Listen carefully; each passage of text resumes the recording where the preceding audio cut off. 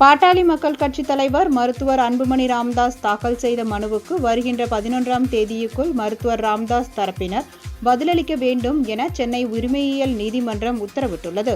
பாமக பெயர், சின்னம் ஆகியவற்றை அன்புமணி மற்றும் அவரது ஆதரவாளர்கள் பயன்படுத்த தடை விதிக்க வேண்டும் என பாமக நிறுவனர் மருத்துவர் ராமதாஸ் தொடர்ந்த வழக்கு இன்று நீதிபதி எம். தர்மபிரபு முன்பு விசாரணைக்கு வந்தது.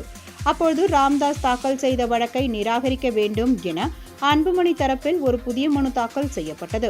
அதில் டாக்டர் ராமதாஸுக்கு 87 வயது ஆகிறது. இதை பயன்படுத்தி சிலர் அவரை தவறாக வழிநடத்துகின்றனர். ராமதாஸ் தன்னைத்தானோ பாமகவின் தலைவர் என அறிவித்துக் கொண்டது கட்சியின் சட்ட விதிகளுக்கு உட்பட்டது அல்ல என்றும், பாமகவின் நிறுவனர் என்ற அடிப்படையில் பாமக கட்சியில் ஆலோசனை வழங்கி கட்சியின் வழிகாட்டுதலை மட்டுமே மேற்கொள்ள முடியும்.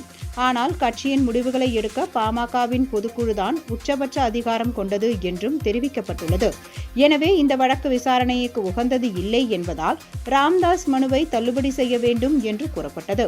இதனையடுத்து அன்புமணி தாக்கல் செய்த இந்த மனுவுக்கு வருகின்ற 11ஆம் தேதிக்குள் ராமதாஸ் தரப்பில் பதிலளிக்க வேண்டும் என கூறி விசாரணையை உரிமையியல் நீதிமன்றம் ஒத்திவைத்துள்ளது.